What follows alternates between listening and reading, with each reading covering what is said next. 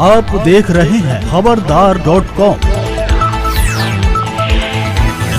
उत्तर प्रदेश, उत्तराखंड,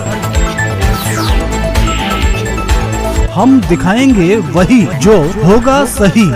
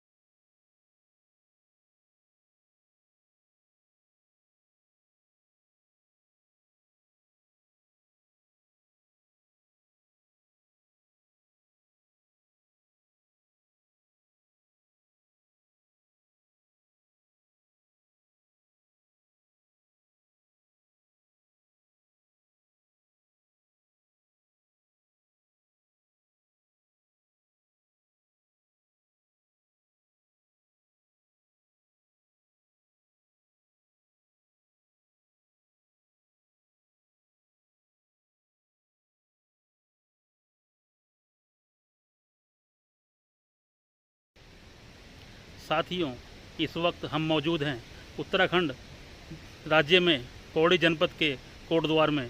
कोटद्वार से लगभग 13 किलोमीटर की दूरी पर स्थित है कण्व ऋषि का आश्रम। इस आश्रम में ही हमारे देश के युवराज महाराजा भरत का जन्म हुआ था और उन्हीं के नाम पर हमारे देश का नाम भारत पड़ा था।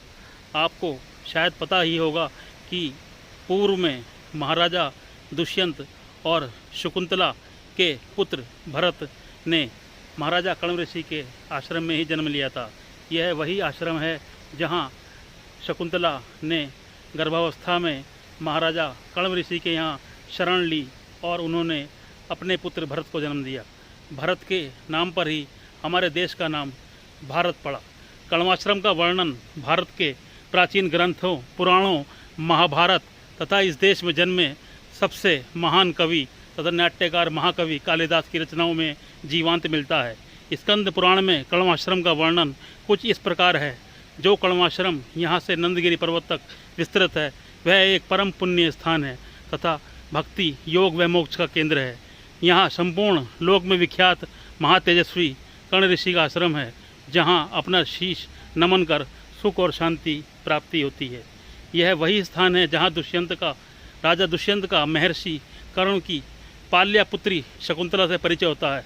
उसके सौंदर्य, संस्कारों तथा गुणों से प्रभावित होकर वह उससे गंधर्व विवाह करते हैं।